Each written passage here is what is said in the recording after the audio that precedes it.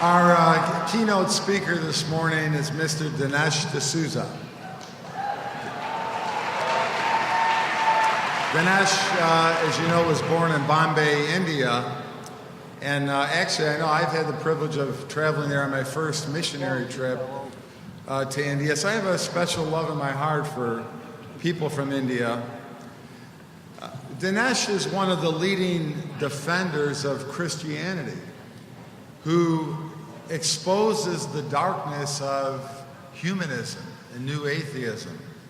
He's the author of several books, including What's So Great About Christianity, and his most recent book, The Big Lie.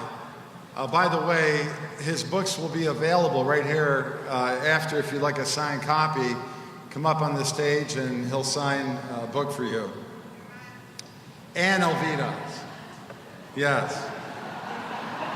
Don't forget that. So I'll clarify, Dinesh and Alvida are signing books after, okay? But yeah, as you know, Dinesh D'Souza, in the film industry, his films are among the largest political documentaries of all time. And alongside his books and movies, Dinesh's articles have appeared in the Wall Street Journal, Forbes, and many other publications.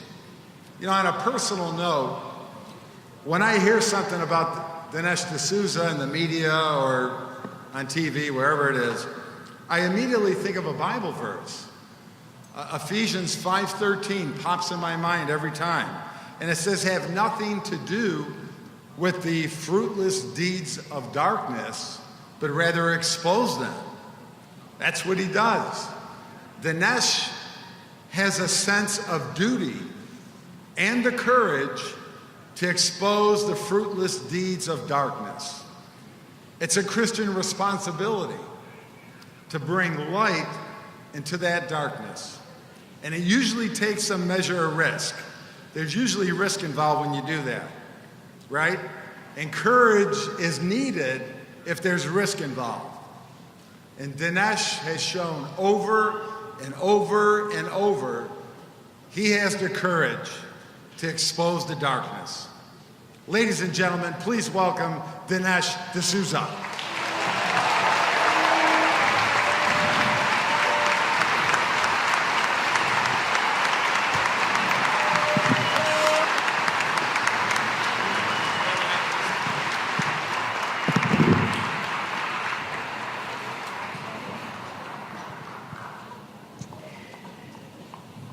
Thank you very much. Wow. Look at this. I'm so excited and honored and also very moved to be here.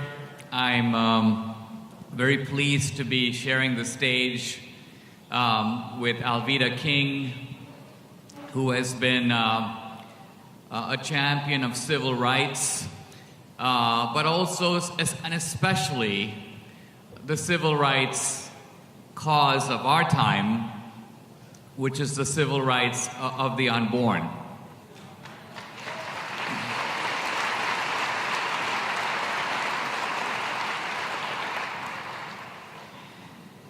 I was thinking as I thought about her ministry that the real tragedy of abortion is not merely that a woman kills a child.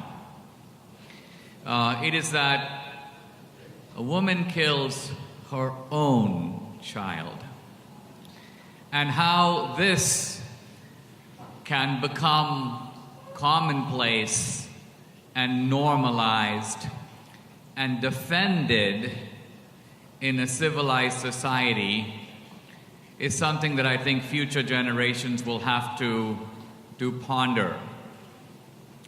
We live at a time when compassion has become one of our leading virtues, political virtues even.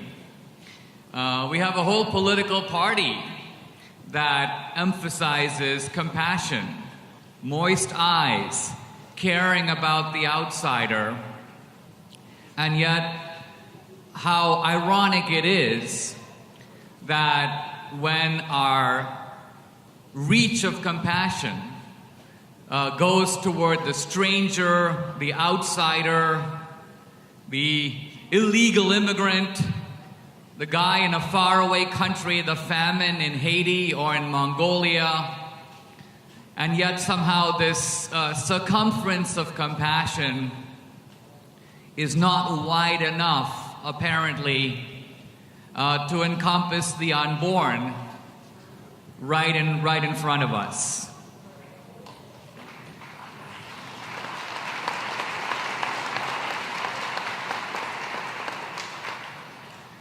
I think we recognize every time we turn on the TV that we're living in a little bit of a crazy time. A surreal moment, you might say, in American history and in American politics. The pro-life issue actually itself illustrates that.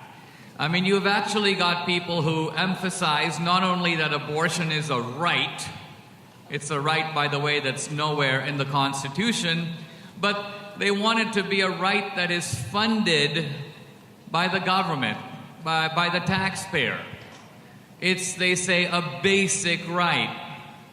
Now, when you think about this, we recognize we have all these fundamental rights in the Constitution: the right to free speech, the right to freedom of religion, the Second Amendment, the right to freely assemble, to vote. Now think about this. Not a single one of those rights is actually funded by the government. You have a First Amendment right to free speech, but the government, the taxpayer, doesn't provide you with a newspaper or a magazine. You want to have a First Amendment right to practice your faith? You have to do it on your own time and with your own money. You have a Second Amendment right to own a firearm. You got to buy your own. You got to assemble on your own time and at your own expense. So the people who want to actually have government-funded abortion are not only saying it's a right, they're extending it to it a protection that none of our other basic rights even enjoys. They have, in a sense, you might almost say politically, made abortion into a sacrament. Into a sacrament. And that is the craziness of our time. You know, I realize that these issues are hotly debated. People say things like, I don't know when life begins. Who's to say when life begins? Well, frankly, if we don't know when life begins, one would think we would extend the benefit of the doubt to the unborn. It's kind of like if I was out in Texas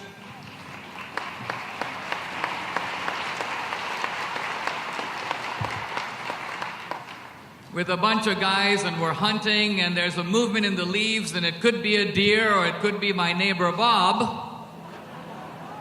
If I don't really know which it is, I don't exactly want to draw and shoot. So clearly there's something big going on in America of which abortion is a reflection, is a kind of symbol. Now, I've been in the United States now for a generation. I came in 1978 as an exchange student. And we've seen in America in the last, really in my adult lifetime, what appears to be a kind of deep moral slide, a kind of erasure of all the moral boundaries of our society, almost an upside-down morality in which things that were taken for granted as wrong are now portrayed as right, and vice versa. What's really happening in America now, interestingly, it isn't just a decline of morality. I think what we've seen in America in the last generation is a real shift in the source of morality. And what I mean by this is that from the beginning of the nation, One could go back, let's say, from the founding, all the way through the 1950s and maybe even the early 60s. It was taken for granted in America that there is a moral order in the universe that is external to us, that makes claims on us. One could disagree about what this moral order is or what its particular codes and commandments are. But even if you take something like the Ten Commandments, the Ten Commandments was, until quite recently in our lifetime, taken to be the agreed upon moral basis of American society. You didn't even have to be a Christian. You could be Jewish, you could be a non-believer. If you went to an American in 1948 and said, "Do you agree that if you follow the Ten Commandments, you will be a better person?" I believe 99% of all Americans would have answered to that question, yes. Yes.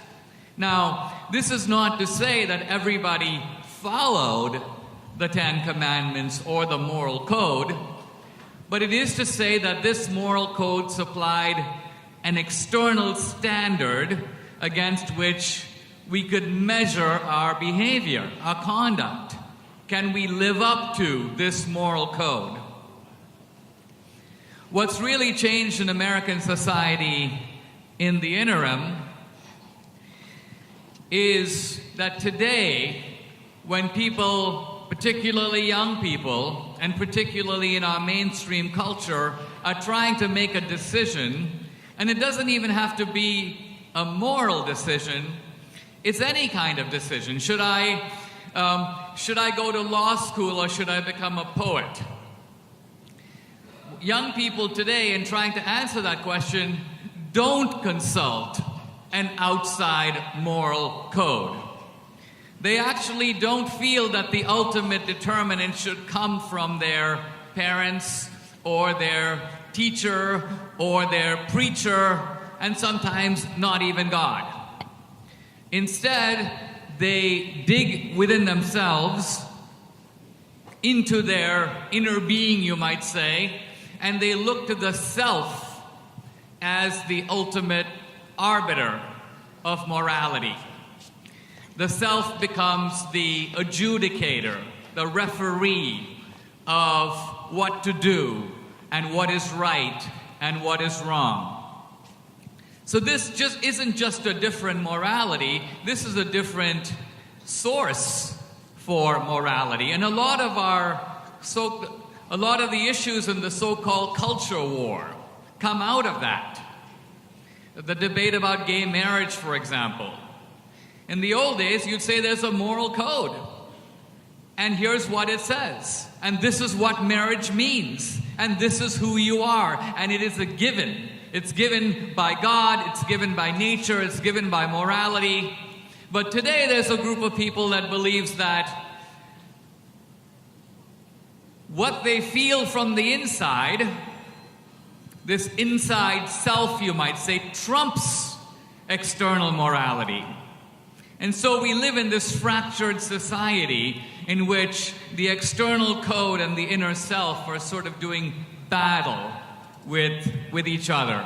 And this is another way of saying that a lot of the craziness of our politics and our debates arises because we've got these political issues out here, but underneath them we have moral issues. And underneath those we have spiritual warfare. So ultimately, we're fighting on three levels, each one deeper than the other. America used to be a society in which Christian assumptions were completely taken for granted. We live now in a secular society in which those assumptions are seen as strange, and in many sectors of our culture, they are under attack. And yet this is also bizarre because the very foundations of our society, and I mean our political system, the very concept of rights, including civil rights, these ideas come out of Christianity. Christianity brought them into the world. And we can actually test this by seeing that these values that even secular people take for granted in America didn't exist in pre-Christian society, and they don't exist today in the world in many places where Christianity is not present. You know, take something as simple as the value of compassion. We think it's a universal value, but that's not really true. The notion of universal brotherhood, the notion of caring for the stranger, is not a universal value. When I was a young boy growing up in Bombay, now Mumbai, we learned a proverb, which is that the tears of strangers are only water. Water. And that's another way of saying that, yes, we have moral responsibilities to the people around us, to our family, and to our neighbors, and to our relatives, and to our tribe, but not to anyone else. If somebody is outside the tribe and they have a problem, we wish them well, but it's their problem. And if this seems like a kind of a harsh way to feel, this is the way that most of the world feels. If there was a big famine tomorrow in Mongolia or Haiti or Somalia, you'll notice that the Western countries would immediately respond. Doctors Without Borders, the Red Cross, churches sending care packages. Now, there are lots of other wealthy parts of the world, China, parts of India, the oil-rich Middle East. But they would view this event, by and large, with complete indifference. Why? Because to them, compassion, this value that Christianity brought into the world, does not extend that far. There's no such thing as universal brotherhood. When Jefferson sat down to write the Declaration of Independence, all men are created equal, he had to reflect upon the idea of why is that self-evident? Where do these rights actually come from? And here's Jefferson, a man of the Enlightenment, perhaps the most skeptical of the generation of the founders, and yet Jefferson, in trying to identify the source of our rights, can think of only one source, a single source, namely the Creator. Rights come from God. And when we think of the great movements of emancipation in Western history and world history, the movement against slavery, for example, remember, slavery was considered normal. It existed all over the world, in China, in India, in ancient Greece and Rome. It's only in Christian civilization that slavery even became controversial. In many cultures, slavery didn't need any defenders because it had no critics.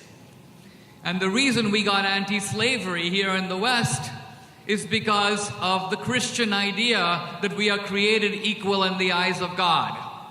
And it was the political translation of this theological truth that gave rise to the really powerful idea in our civilization in America that no man has the right to rule another man without his consent. And you'll notice that this idea that no man has the right to rule another without consent is not only the basis for anti-slavery, but it's also the basis for democracy. Modern democracy is based on the same identical principle that rule of one over another must be by consent. So this is the great shadow that Christianity casts even in secular culture. Even the secular guy, I'm saying, is kind of standing on this Christian mountain. And that's part of what makes modern atheism, even agnosticism, in a sense so strange, because it refuses to acknowledge its own intellectual and moral and even spiritual debt. I mentioned a moment ago that we're living in a more skeptical time, a time where things like belief in God, which was once taken for granted across civilizations and cultures, is now called into question, is now under attack. And it's under attack in the name of a certain kind of skepticism that has now become very powerful, particularly in our schools and universities. Our young people who are, even if they're raised in the church or in the faith, the moment they step out into the world, they're battered by very clever people who, in a strange way, see themselves as evangelists for skepticism. It may seem like a weird thing to be, but these professors and these academics see it as their job to root out what they see as the superstitious faith that parents install in young people. And they're very cunning about it. They'll say things like, young Johnny, young Jane, you know, you call yourself a Christian, but have you done an independent survey and analysis of all the great belief systems of the world? No. You're a Christian because your parents are Christian. You're a Christian because you were born in Tulsa, Oklahoma, or Dallas, Texas, or Vero Beach. But had you been born in Afghanistan, chances are you'd be a Muslim. Had you been born in India, chances are you'd be a Hindu. So your Christianity, so-called, isn't really based on any kind of investigation of the truth. It's just a function of habit, of chance. And so this is the kind of thing that is designed to corrode and shake the confidence of young people today as a prelude to rooting out their Christian faith. I think what this means for us as Christians is the increased need to be able to speak into secular culture, to be able to give an answer to these kinds of objections. Why? Because ultimately we have to be able to give an answer to our own children. We have to be able to explain to them why the faith that we raised them in is actually a faith worth holding on to. Now, remarkably, we live at a time in which the great truths of Christianity, which for centuries were kind of hanging out there to be embraced by faith, are in some ways getting stunning confirmation by great discoveries in modern science and modern knowledge. I mean, think about this. The Bible makes the astounding statement, really in the first book of Genesis, that the world is not eternal. Think about that. The world is not eternal. The universe has not always been there. Aristotle thought it had. Aristotle said that on the basis of reason, this universe has been around forever. And the Bible, the people who wrote the Bible said, no. The universe was actually created. In other words, it did not exist, and then it did. That's a pretty astounding claim. It's pretty astounding because the people who wrote that did no scientific experiments. They basically said, God told us. The universe is not eternal, it was created. And in early church history, you similarly have these astounding statements of fact made by people who would seem to be in no position to know. The church father Augustine once received a letter from a monk who asked him a very interesting question. The monk said to Augustine that if God created the universe at a certain point in time, what was God doing before that? I mean, think about it. If God's eternal, God lives forever, but God created the universe at a certain amount of time, obviously God had a whole bunch of time prior to creating the universe. And so the monk's question was, how did God occupy his time? To which Augustine gave a really incredible answer. He basically said, God did not create the universe in time. God actually created the universe with time. In other words, prior to creating the universe, there was no time. Once upon a time, time did not exist.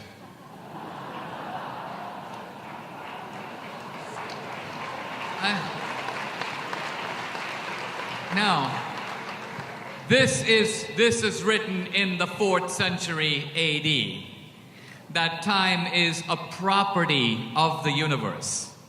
Now, I tell you this because if you walk into Introductory Physics 101 at Texas A&M or UCLA, you will learn as two of the most remarkable findings of modern science occurring really in the last 100 years. Number one, that the universe came into existence with a single primordial explosion, sometimes colloquially known as the Big Bang, and that the Big Bang not only resulted in the creation of all matter and all the laws of the universe, but time itself is a property of the universe. Beyond the universe, there are no laws. Beyond the universe, there is no time.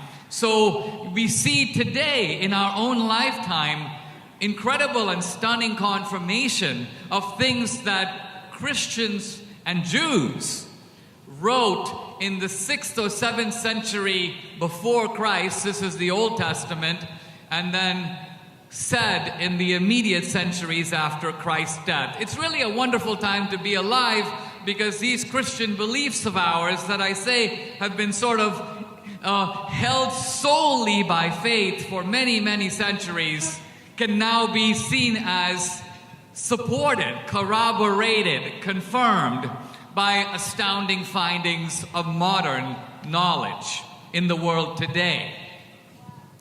The problem for atheism that the atheists never like to acknowledge is that their own belief system is also based on faith. They never want to admit this. A few years ago, I saw the rise of the new atheism with figures like Richard Dawkins, Christopher Hitchens. I knew Hitchens from my days in Washington, D.C., and so we ended up doing a series of debates on Christianity, very often not in a church environment, but in the campus environment, in front of young people.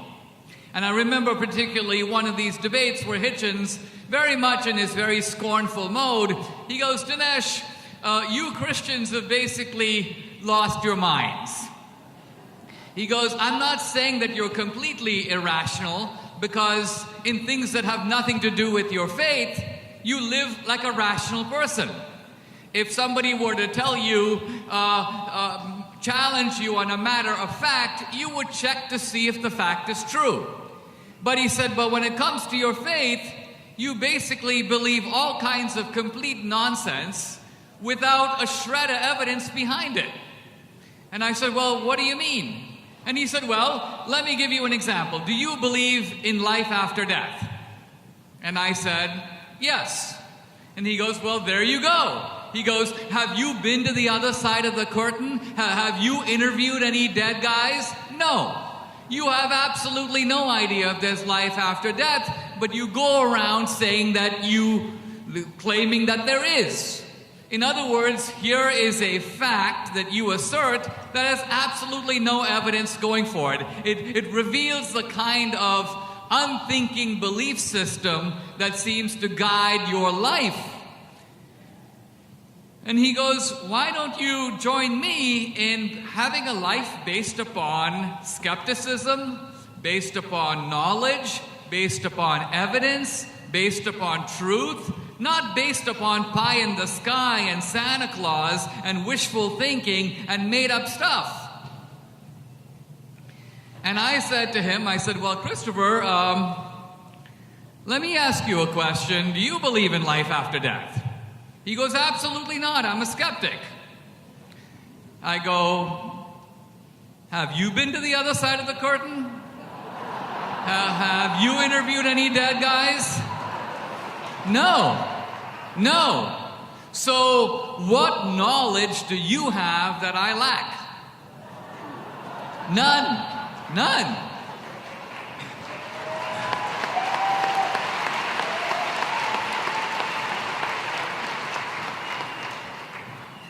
The point is that here we are flung into the world.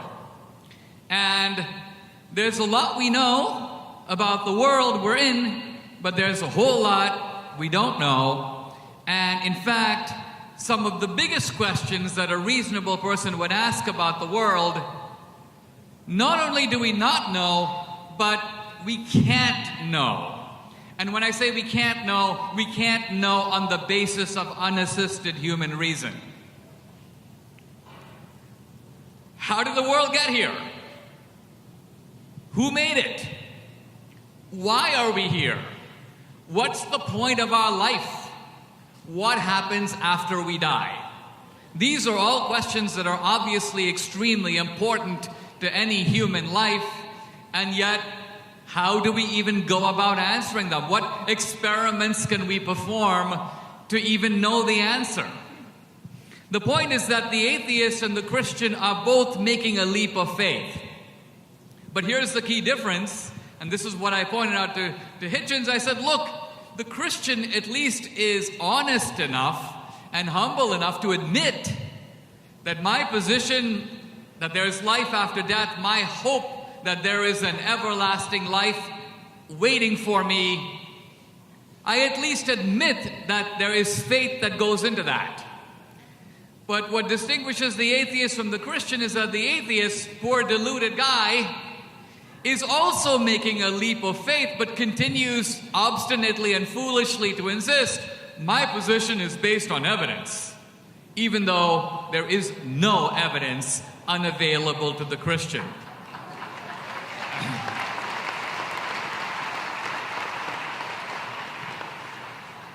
You know, if we're going to be reasonable about things, people talk about is faith reasonable?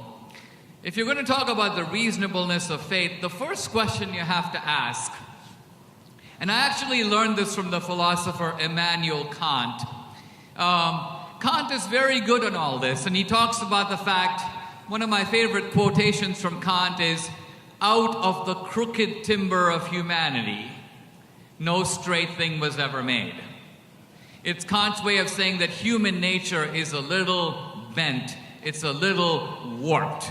And so we have to design economic and political and social systems that acknowledge that are based on that realistic perception of human nature. If you ignore what human nature actually is, you're going to come up with ideas that don't really work very well in the world. But the greatest contribution of Kant, philosophically, and I'm going to get philosophical only for a minute or two, is actually to say that before we talk about reason, we need to know the boundaries of reason. In other words, we need to know where reason cannot travel. There's no point trying to apply reason where reason can't go. But where is it that reason can't go? And what Kant does is he actually shows that our perception of the world, even the simple things in the world, is actually very limited. He gives a very telling example, and I'm going to adapt the example to our own situation. If I were to go, for example, and stand on the beach, and what do I perceive out there? I perceive the ocean. But how do I perceive the ocean? I mean, the ocean doesn't jump out and go into my head. How do I actually perceive anything? The way I perceive it is I look at the ocean and my mind constructs a picture, a photograph of the ocean. That's how I perceive it. I perceive it in my head. And now Kant asks a very deep question. How do I know that my perception of the ocean is the same as the ocean itself? In other words, how do I know that the picture in my head resembles the reality that it's supposed to be picturing? I mean, think about this for just a minute. Normally, how do we know that two things are similar to each other? If somebody told me, here's a painting, here's the official portrait of Barack Obama. How do I know if this is actually Obama Well, I need two things. I need the portrait and I need Obama. I need to look at the portrait and then I need to look at Obama and see if the two match. And if they match, I can go, yeah, that's a really good portrait. Looks exactly like Obama. But I need both to do that. But Kant's point is that if I'm standing in front of the ocean and I make in my head a picture of the ocean, I actually only have one thing, the picture. I don't actually have the ocean. I only have the picture I've made in my head, and I can't compare it to anything. In other words, what Kant is actually saying is that when we experience the world, we have only our perception of the world. But the world in itself, the world as it is outside.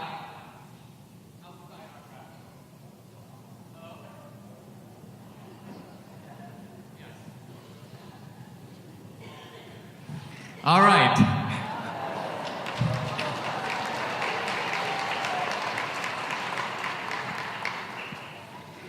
This is just another way of saying something that all the great religions of the world have always said, and that is, we have the world, we have our perception of the world, but there is a world behind the world.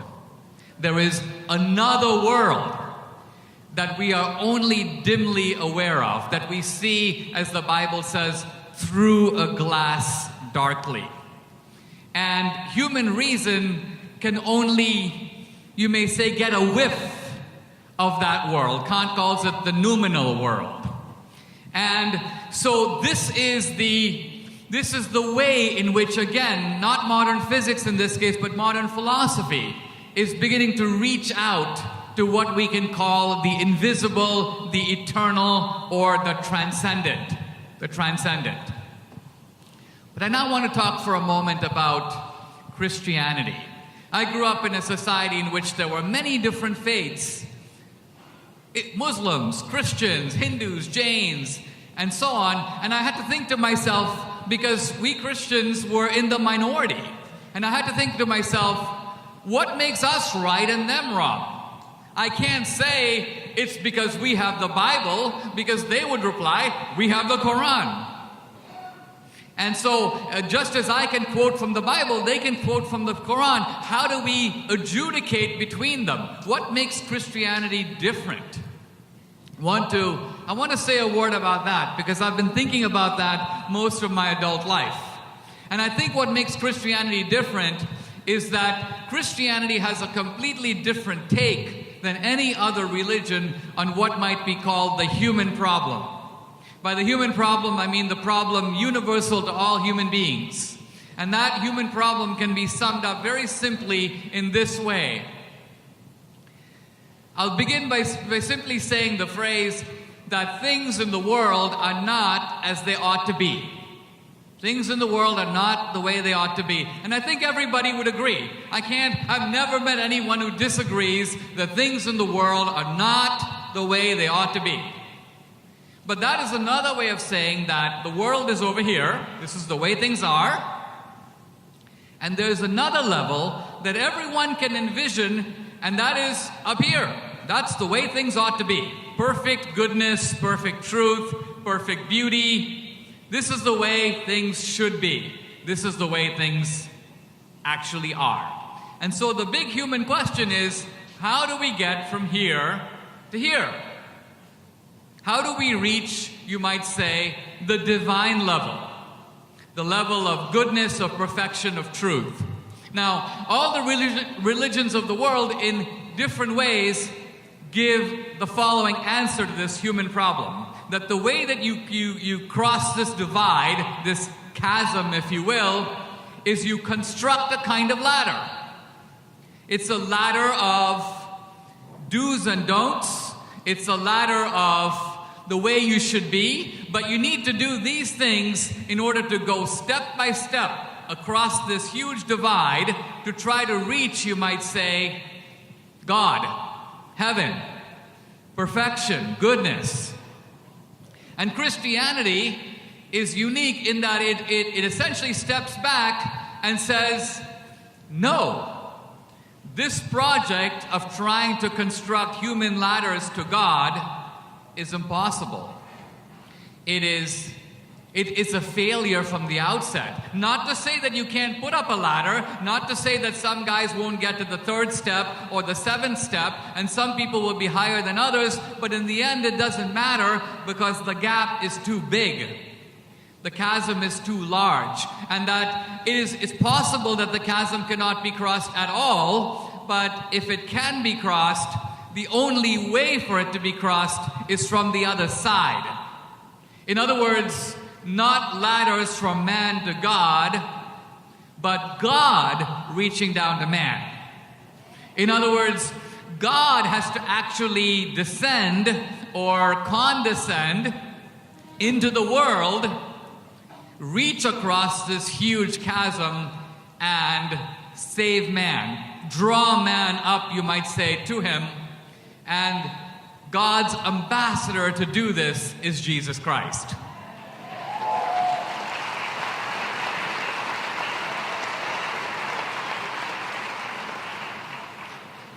So here we are on the verge of Easter. And Easter represents triumph or victory.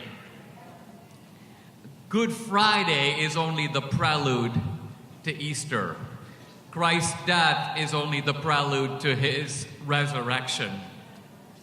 And the reason that we celebrate Easter is not only, I've always thought of it, it's a wonderful thing because we are celebrating the great event of Christianity, the resurrection of God, the resurrection of the Son of God, but we're also anticipating our own resurrection.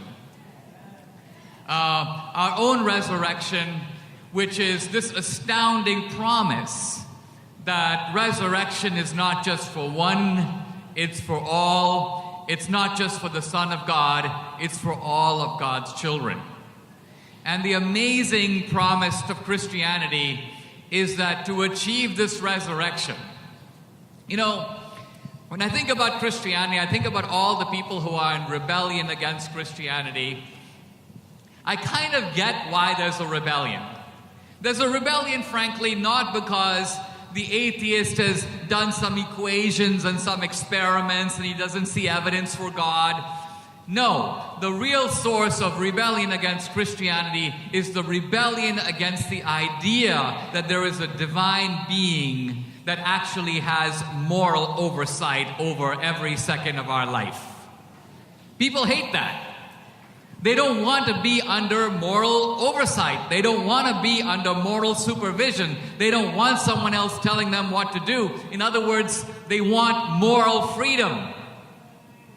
And they see God as the deadly enemy of their moral freedom. This is particularly the main source for people who break away from the faith, particularly in our time.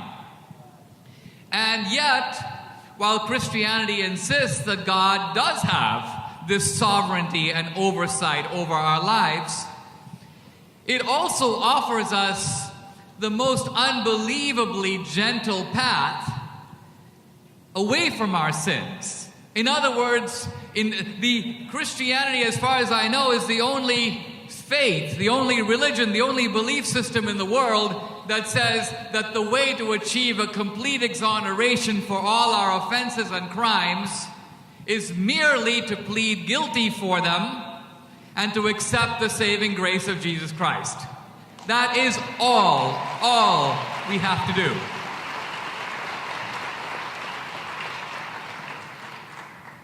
And by doing that, and by taking that step, we say the great yes to God. We receive the gift that God is freely giving us, and we can participate ourselves in the thrilling experience of being lifted out of our broken bodies and carried heavenward in the marvelous event that is right before us, coming toward us, that Easter represents. And so I think at the end of the day, we need to say to God, yes, you are my Lord, you are my Savior. You are rescuing me not only here in the world, but carrying me to a life beyond with glories greater than I can ever imagine. And for that, what can I say except thank you? Thank you very much.